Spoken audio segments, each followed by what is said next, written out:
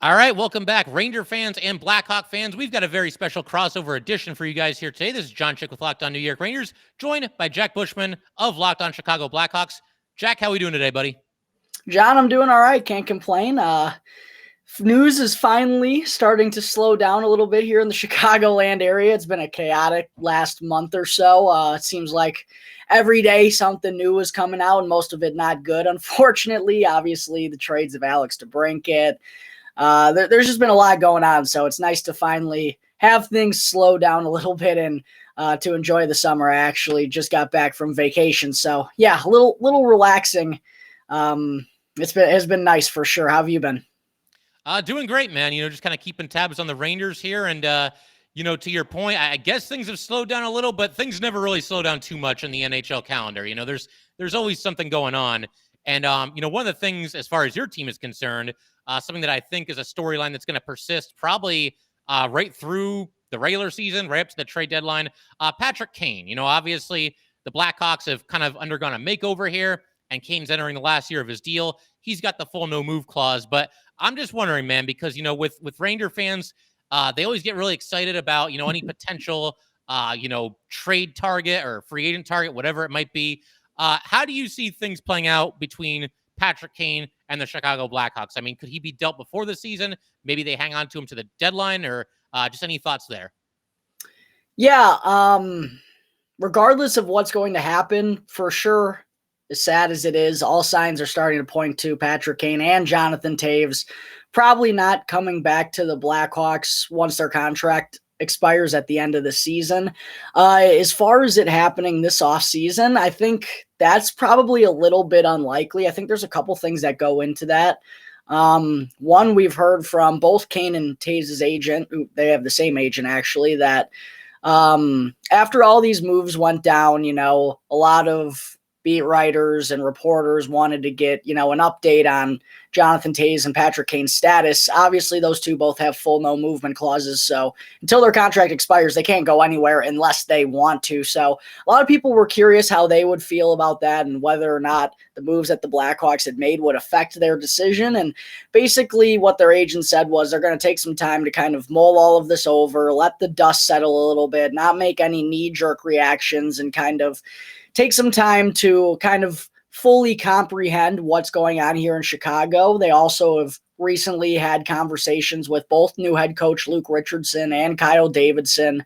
They're staying, it's a very open dialogue that's happening between the front office and those two, as it should be. Franchise icons have done so much for the city and the organization, obviously. They deserve that respect. So it's nice to hear that they and Kyle Davidson are having this open communication, but it sounds like nothing is going to be happening this offseason, if I had to guess. Now, as you already said a moment ago, in the world of the NHL, things can happen at any given moment, and there really isn't any slow days. There's always a lot of stuff going on behind the scenes, but I still would be pretty shocked if something were to happen this summer. I also think part of it is, given that they are franchise icons and they're both going to have their numbers retired whenever they decide to call it quits for their careers, I think it's also a good opportunity this year to give them kind of a farewell tour, if you will, with the Blackhawks organization. And also, given that the team on the ice is going to be pretty dreadful, it's probably a good way to get some more folks inside the United Center. Hey, come on down to the UC. It could be the last time you see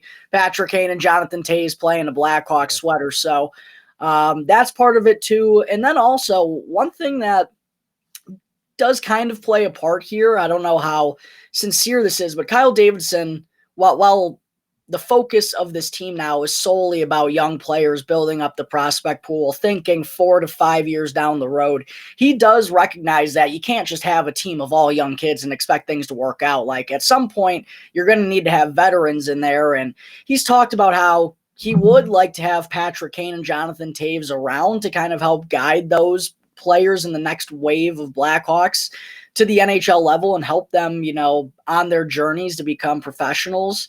So, I think that's probably not going to be the case long term, but it is something to keep in mind that, there is maybe a sliver of hope. It doesn't look good for sure, but I would say the trade deadline is probably the most likely situation for both of them to get dealt. Like I said, it fills a couple of needs for the Blackhawks. They still need to put out a lineup next year. Like you trade Taves and Kane. I mean, we're getting really thin at that point.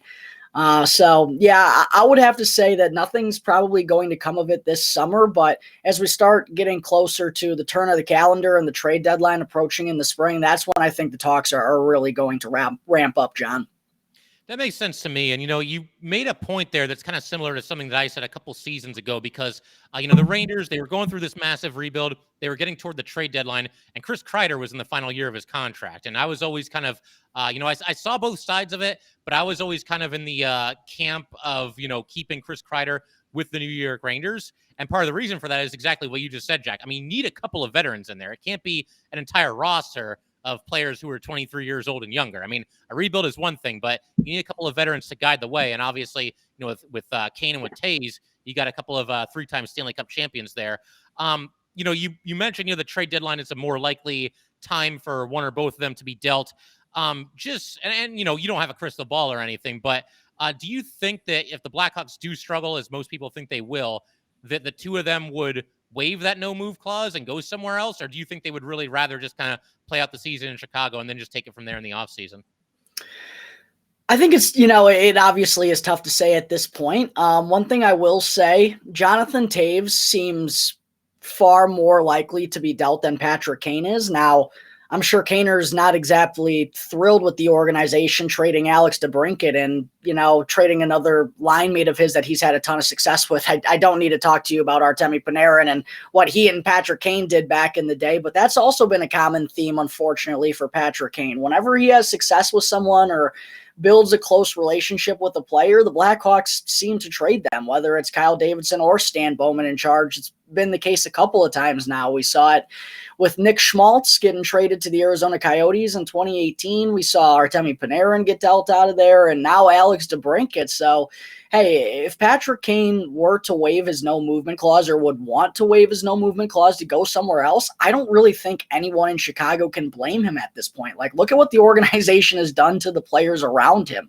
And one thing in particular that was really interesting, I've referenced this on my show a handful of times in the past few months, but hearing Patrick Kane in his end of the season presser talk to the media, and he was asked about his future in Chicago, as he was a ton of times throughout last season, and it's only going to pick up more this year. But one thing he said was, if Alex DeBrincat is here, it's easier for me to see myself, maybe signing on with the Blackhawks and sticking around. And, he's been here his whole career. It wouldn't be the craziest thing in the world for him to take a bit of a discount, But now that they've traded DeBrincat and, the full scorched earth rebuild is in effect, and it's very clear that it's in effect now, I wouldn't blame Patrick Kane if he were to waive his no movement clause. So honestly, I wouldn't be surprised if either of those two have that conversation with Kyle Davidson and say, hey, I've given my all for this team. I'm still trying to do what's best for my career here. And I know that time isn't on my side. Both players are in the 30s and they want to win. They're competitors. I'm sure this is a very tough situation for them to be in. So yeah, I do think it's pretty likely, especially if I don't think the Blackhawks are ever going to ask them personally to waive it, but I think it's become abundantly clear what the Blackhawks are trying to do at this point. So yeah, it wouldn't surprise me if both of them were to, but I will say Jonathan Taves at this point seems a lot more likely based on comments we've heard from him in the past few months. Yeah, that makes sense. And, obviously with Kane, the rumors are going to run wild as far as a potential trade partner and what it would take for a team to acquire him and what the Blackhawks might be interested in. But as I alluded to a little while ago, Ranger fans get really, really excited anytime there's, a big name available and they might be somewhat connected to said player. Have you heard any rumors about the Rangers? And, just if we're just throwing out a hypothetical crazy trade scenario here, what would the Blackhawks be looking for? Because, I was on Cap Friendly, and you guys have just stockpiled draft picks. You've got 6 picks in the first 3 rounds next year, 5 picks in the first 3 rounds the year after that. So obviously, yeah, this, like you were saying, this scorched earth rebuild is in full effect here. But what do you think they would be looking for, from the Rangers or really from anyone as far as what they would want to get back from Kane? Like another couple of high draft picks, a couple of first rounders, prospects. What do you think it would take to make that happen? Assuming Yeah, I Kane think is no move. Yeah. I haven't seen too many rumors, honestly. Yeah. I'm sure once the season begins, that's only going to that's going to happen at some point. But I think for the Blackhawks, they have 11 picks in the next 3 rounds. It's really clear what they're trying to do. They're trying to build up that prospect pool, and they know that they know at the same time that they have to get a high-end pick in order for this to work too. So they know they have a lot of picks and they want to generate depth. They want high-end picks as well. But I think looking at the 2023 draft, I think they'd love to have a third first-round pick once again. If they could go back-to-back NHL drafts with 3 picks in the first round, especially next year, looking as deep as it's going to be, that seems like something that Kyle Davidson would really want to do if I had to guess. And then also, one thing that was really surprising to me about the Alex DeBrincat trade was they didn't take any prospects from the Ottawa Senators pool, and they have a pretty deep prospect pool. So with Patrick Kane here, I think there's going to be a lot of suitors, especially because the Blackhawks should be able to eat half of his contract in order to move him, which should only help them get more on that return. I think getting a high-end prospect would be something that they'd love to do as well. Draft picks are great, and they want to get a lot of those too, but you still need to hit on those picks, and they are a bit of a question mark. Getting a high-end prospect, I think, is something that Kyle Davidson would really like to have. Someone who, like I said, isn't a question mark. They know what he's done his past 3 years and has developed and is looking like he's going to be a really big impact player one day down the road. So I haven't, seen any specific names or anything thrown around like that, but I do think getting 3 picks in the first round of next year's draft and getting a high-end prospect, I think those would probably be the key things that Kyle Davidson would want in a return for Patrick Kane. I would imagine so as well. And I definitely want to ask you, we'll change gears in just a second here. I want to ask you about Ryan Carpenter because the Rangers picked him up in free agency this offseason, spent parts of the last 3 seasons in Chicago with the Blackhawks. And we'll get to that in just a second. But first, we got to let everybody know about Built Bar. If you haven't tried the Built Puffs yet, you are depriving yourself of one of life's greatest joys. And guess what? There's a new flavor. Ready? Delicious, indulgent cookie dough. Covered in chocolate. That's right. Built has done it again. Let me introduce you to your new favorite. Cookie dough chunk puffs have a light and chewy texture, real cookie dough chunks, and of course, they're covered in 100% real chocolate. All the joys of eating cookie dough without the hassle of making it. Plus, it's healthy for you. Cookie dough chunk puffs are only 160 calories, and they have a whopping 15 grams of protein in them. Run to Built.com to snag a box for you and the family. It will be the perfect treat, or you can find a really good hiding place and just hoard them for yourself. What's great about Built is that all of their bars are made with collagen protein, which your body absorbs more efficiently and provides tons of health benefits. Eat something that tastes good and is good for you. You are going to love the new cookie dough chunk puff. Whether you need a snack for your workout, a late night treat, or just to grab a quick bite, Built is the perfect protein bar, and they taste better than a candy bar. Ditch the calories, fat, and sugar. Grab yourself a Built Bar. Go to Built.com, use promo code LOCKS15 and get 15% off your order. Use promo code LOCKS15. And we just want to thank everybody for making Locked On Rangers and Locked On Blackhawks your first listen every day. We are free and available on all platforms. And Jack, I figure we'll just keep it rolling right along here. I definitely want to ask you about Ryan Carpenter because I think myself and probably a lot of Ranger fans, we've heard of him. He's been in the league for long enough, but not exactly a household name. And certainly it's not like a major signing, but I would imagine, he'll be somebody that could fill out the 4th line for the Rangers. What can you tell us about Carpenter and how he fared for the 2.5 years that he was there in Chicago? Yeah, Ryan Carpenter is one of those guys where if you want to compete for a Stanley Cup, he's someone you want on your 4th line. He's not, as you said, a household name, of course. But he knows that, and he knows, his job isn't to go out there and be doing things offensively. Hard-nosed player, plays a 200-foot game, very good in his own end, can help out on the penalty kill as well. He did that a lot for the Blackhawks. Also, something that's very valuable about him, he can play both center and the wing. And throughout his career, he's put up respectable face-off numbers, and he's been comfortable out on the wing too. And, come playoff time and those meaningful face-offs, if someone gets kicked out, Carpenter's one of those guys who can come in and still win you that defensive zone draw to clear the puck out of your end. And you can never have enough of those guys when you're trying to win and compete for a Stanley Cup. Now, one thing I will say, of course, I already talked about how he's not going to be known for his offense. He might chip in for 3 or 4 goals over the course of the season. One of them, though, I promise you, there will be one goal that Ryan Carpenter scores next year. It'll be like, Carpy, just top shelf. He'll do that every now and then. It's very random. I remember he got a power play goal of all things against the Detroit Red Wings where he just housed a one-timer, and I was like, am I seeing this right? He'll give you one of those every now and then. Yeah, he'll give you one of those every now and then, but don't start expecting them because they're not going to happen. But I feel like he's not a guarantee to be in the lineup every night on a Stanley Cup contender, but at the same point, you can never go wrong with having those extra guys, even if they're healthy scratch. You can feel comfortable in Ryan Carpenter. If he has to jump in the lineup, he knows what he has to do out there. He's not going to be fancy, get pucks in deep, be responsible in his own end, try to, make life easier for his goaltender and get some shifts in the offensive zone. He's a good glue guy that you need down there in the bottom 6. So there's nothing fancy about Ryan Carpenter's game, but I think that's the sweet part about it is he's a responsible 200-foot player, good at the dot, defensive-minded, shot blocker, good teammate, does all those little things that you need out of your fourth liners if they really want to make a difference and help you win games. So as a depth signing, I think, Ryan Carpenter is a really good fit, especially because he's never going to command much on the open market and is very versatile when you have him. Yeah, I had a similar thought. I mean, considering they only got him for 1 year in the league minimum, I think you could do a lot worse than Ryan Carpenter, just based on everything that, I've heard about him and I've read about him. I mean, obviously, I haven't sat here and poured over like hours and hours of game footage of Ryan Carpenter, but I think overall, he does a nice job for whatever team he's on. And like you said, kind of one of those glue guys that you need.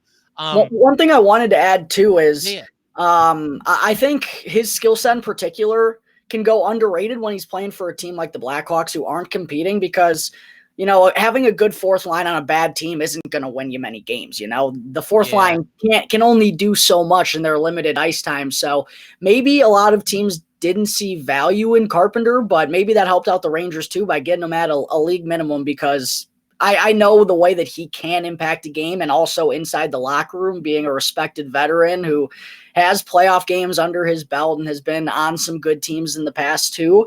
You can't really put a price on that and those type of guys in the locker room. So $750,000? I think that's a very smart signing by the New York Rangers to give them a little bit more depth there in the bottom 6. Yeah, I think so too. They're trying to, I think they have designs on him kind of playing the Kevin Rooney role because Kevin Rooney left in free agency. He's somebody that's kind of, I don't want to say an unsung hero. That might be setting the bar a little too high for Kevin Rooney, but he was a solid player for the Rangers and just did all those things, played a physical game, killed penalties, could win you a face-off every now and then, although Carpenter's a better face-off man than Rooney. And again, just one of those glue guys and one of those guys who's probably a little bit underappreciated. Is he, when he was with the Blackhawks, exclusively on the fourth line? Was there ever a time where he might move up into the top 9 or totally fourth liner all the way every night? Oh, the Blackhawks were so bad at the beginning of last season that Ryan Carpenter was playing like second line minutes. And it was, he shouldn't be playing second line minutes on your team. That means things have gone bad for the Rangers early on if Carpy's playing in the top 6. But It was kind of funny because the Blackhawks had this thing all season long where going into the year, they really made an emphasis of trying to set up the guy in the bumper roll on the power play right out in front of the net, aka what the Tampa Bay Lightning do with Braden Point. Do such a good job at getting him the puck in the middle, and it creates open lanes for everyone else on the power play. The Blackhawks really put a focus on that this year, and whoever they threw in the middle, whether it was Kirby Doc or Tyler Johnson or whoever it may be, it just wasn't working. And it got so bad that they actually put Ryan Carpenter out on the power play. It was ridiculous. I couldn't believe what I was seeing, but no, he's strictly maybe a third liner if you're trying to mix things up, but his bread and butter is going to be down there on that fourth line playing 9-10 minutes a night a lot of defensive zone starts to try and win the faceoff and get the puck out of harm's way. That's what he's going to be doing for the Rangers. I fully expect that to be the case. Yeah, for sure. And, I want to ask, obviously he spent 2.5 years in Chicago, like we talked about. Did you ever get a sense for like what kind of a personality he has? I mean, is he kind of like all business? I get the feeling he's a little bit old school, but is he all business? Does he keep things light? How does he kind of like fit into the locker room, or how did he fit into the locker room in Chicago there? So one thing that kind of sucked about COVID was you didn't get a whole lot of locker room interviews, and outside of, Patrick Kane, Alex DeBrincat, all the big name guys who are going to go get the post game interviews and whatnot, you didn't really get to see a whole lot of the personalities and how guys really are, off of the ice, unless you were a household name. So sadly, that was kind of one negative of COVID. Was there a lot of guys who we really didn't get to know all that much about? And Carpy sadly was one of them. So I don't have too much insight for you on that one, sadly. But I could tell you that a lot of guys respected what he did for this team for sure, especially when the team wasn't good. And it's that much harder to go out there and be blocking shots. And, you're 30 points out of a playoff spot. The season's been over since February, but the job's still got to be done. I think a lot of teammates respected Ryan Carpenter for having that mentality and still bringing, the same game night in and night out, no matter where the Blackhawks were at. So I think, he's someone that if he does find himself in the lineup regularly for New York, what he provides, I think fans and teammates are really going to like Ryan Carpenter. Yeah, I think so too. With Ranger fans, I think if you just grind hard and you're out there giving an honest effort every single night, they'll tend to warm up to you pretty quickly. And obviously, like we mentioned, he's making the league minimum. It's not like he's coming in with these enormous expectations. So if he's just a fourth line grinder, I think Rangers will get on board pretty quickly as far as, becoming fans of Carpenter. I also noticed, we were talking about this a little bit off air, Jack. The Blackhawks signed Collin Blackwell, who spent one season with the New York Rangers and has kind of bounced around since then. But any questions for me about Blackwell? Any intel that you're looking for there? Yeah, for sure. I just kind of wanted to know a little bit more about his game because wasn't someone who I thought the Blackhawks were going to be going after. And I was especially surprised to see them give him a 2-year contract. Like, they bring in Andreas Athanasiou and Max Domi on 1-year deals. Seems like good spots to bring them in, give them a big opportunity with the roster extremely thin at this point. Both those guys will probably be playing inside the Blackhawks top 6. If they do well, then you can go and trade them at the deadline and get something in return for them. They're on expiring deals. Blackwell, though, randomly was the only one who got a 2-year deal. And I was kind of like, don't know why they did that. I know it's only for $1 million per year, so it's not like that's going to hinder other teams from like trying to get him at the deadline. It's a very cheap deal, but I was curious as to like, what do you think when you saw him in New York? I know it was only like a 50-game stretch or something like that, but from what I've seen, when he played with Seattle this past year, I've gotten the sense that he's kind of someone who could play third line, bottom 6 minutes, but also can provide a little bit of a goal scoring touch too. What kind of was your takeaway on Collin Blackwell and his short time with the Rangers organization? Yeah, I mean, Blackwell did a nice job. He's one of those guys when he's first signed in the offseason. I mean, I'll be honest, I had barely heard of him. I believe to that point in his career, he had only played about 33 NHL games, and he was 27 years old. So, I mean, at that point, you're getting to the area where you're kind of facing pretty long odds to even become an NHL regular. And I think it's really cool. And it's one of the neat things about sports when somebody defies those odds and ends up doing exactly that. And as we've seen, there's been times where he's been a healthy scratch, both with the Rangers as well as Seattle, as well as Toronto. But for the most part, he tends to stick in the lineup. And I thought he did a nice job. He got just a tremendous opportunity. And again, this kind of goes back to why sports are awesome. I mean, this guy is a complete afterthought in the NHL for pretty much his whole career. And the next thing you know, gets a chance with the Rangers. He starts on the fourth line, gets off to a good start, gets a couple points early in his Ranger tenure. Next thing you know, man, he's playing out there with Artemi Panarin and Ryan Strome on the second line and doing a good job. Like, keeping up with these guys. He has good speed, pretty good passer. And just a solid, stretch of play for the New York Rangers. And then, of course, the Seattle Kraken were coming into the league. You had the expansion draft. And the Rangers had a tough decision to make. They had one forward they had to decide to protect between either Blackwell or Kevin Rooney or Julien Gauthier. They chose to protect Rooney, and the Kraken took Blackwell, which was unfortunate, but everybody's got to lose somebody, right? So Yeah, in the short time that he was there, I thought he fit in pretty well with the locker room. Like I said, seemed not like he was out of place while playing with Panarin and Strome. And, I wonder, this guy's been scratching and clawing to just get into the NHL and stay there. It gets to a point where you're almost playing with house money in a situation like that. And I think that kind of showed.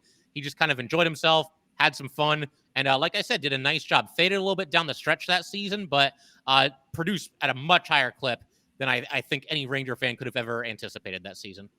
Yeah, and in addition to him kind of being able to put up some numbers and also play up and down the lineup, one thing that stuck out to me whenever I saw him play for the Kraken was, like you said, he has good speed, and I also thought he was very tenacious. Maybe it was just, again, I only watched him for a couple of games, and maybe they were some of his better games, but it seemed like he was someone who always brought good energy, good physicality, good speed, and the Blackhawks really don't have a ton of that up and down their lineup. And as you're trying to bring these kids up the next few years, you're going to need players to protect them and also, kind of teach them how to do things the right way, how to have that good motor, good work ethic, good drive day in and day out. And I noticed that about Collin Blackwell whenever the Hawks took on the Kraken this year too. So I think there were a couple of things that caught the Blackhawks front office's eye this year and led to them giving him a 2-year contract. I'm interested to see how that's going to play out. Kind of similar to an Andreas Athanasiou case for the Hawks, where you already referenced the term free money. That's kind of how I look at the Blackhawks signings this offseason, because I think they have the intention to trade all of them at some point. I don't think they brought in any of these guys to be future players, especially if you're trading away a 24-year-old Alex DeBrincat. You're not going to be enticed by a 28-year-old Andreas Athanasiou or a 29-year-old Collin Blackwell or whatever. But I think these players could also have an impact on the rebuild just because how they go about their business and the type of way that they play the game, because not every prospect in the Blackhawks organization is going to be an offensive wizard and is going to be lighting it in and lighting it up night in and night out.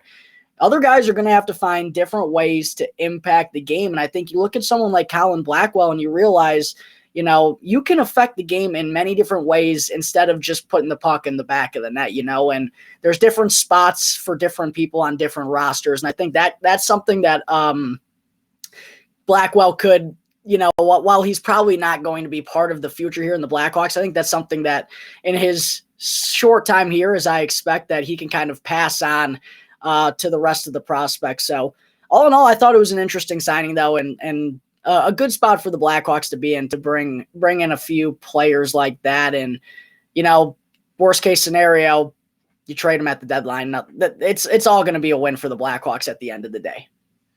I would agree with that. You mentioned the energy, and that's something that I wish I had brought up first. I'm glad you did, Jack. Collin Blackwell brings the energy every single night. I think he's somebody that can kind of set a tone. And, you look at him, he's not the biggest guy out there, so you wouldn't really think that he would be a fourth liner, but, he did spend some time on the fourth line with the Rangers, and I thought he can play that role pretty well. He's, again, not the biggest guy, but he will mix it up a little bit. He'll go in hard on the forecheck. He will, play somewhat physical. And again, I think he's one of those guys that, and I mentioned this when he was here, he can move up and down the lineup pretty seamlessly, and he never feels like too far out of place. I would think he's more of a bottom sixer than a top sixer, but if you're in a pinch, you need to put him on the right wing on the second line. I think he can do just fine there. So, yeah. Yeah, I'm excited to see what he's got to offer, because I've only seen him play a few times, and I've liked what I've seen so far. So I'm interested to see if he's someone that Blackhawks fans could potentially have an inkling to once the season begins. But one other question I had for you, John, before we wrap things up, I wanted to get your thoughts on this, because as I was watching the Stanley Cup playoffs, as my Blackhawks weren't anywhere close to sniffing it, when watching the New York Rangers, man, I really liked the Rangers this year. I thought they had a really good team and were on a spot to put together a good run. And obviously Artemi Panarin is someone who I got to watch years back and watch him step onto the scene in the NHL. But watching him in the playoffs, man, I felt he was playing timid, and I wanted to know if you thought the same way. How did you think Artemi Panarin played this postseason? Because Mika Zibanejad killed it. Chris Kreider killed it. Artemi Panarin, I didn't think he had that great of a postseason, and for what the Rangers are paying him, I just thought he needed to be a little bit better, and I wanted to hear your thoughts on that before we wrap up. Yeah, for sure. I mean, it's a fair point to make. I would definitely agree with you. I thought for sure, to your point, Mika Zibanejad, I think, was the Rangers' best and most consistent forward throughout the entire playoff run. Kreider was a little bit hot and cold. There were games where it looked like he could dominate, and then there were other games where, he just didn't really do a whole lot. Wasn't really all that visible. Panarin, yeah, I mean, I don't know if timid's the right word or if it's just like trying to do too much. There were a couple of times where, he would just throw like a no-look backhand pass toward the center of the ice, and it would just get intercepted and then being skated away the other way. Yeah, man, he just he didn't shoot the puck as much as I thought he could have or probably should have. The one thing I will say in his defense, though, is that, that might have been Artemi Panarin at his worst, that we've seen him on the New York Rangers. And, granted, that's the worst time to ever have that happen is in the Stanley Cup playoffs. But Artemi Panarin at his absolute worst in the playoffs, and I realize there's more to hockey than just points, 16 points in 20 games. That's his floor.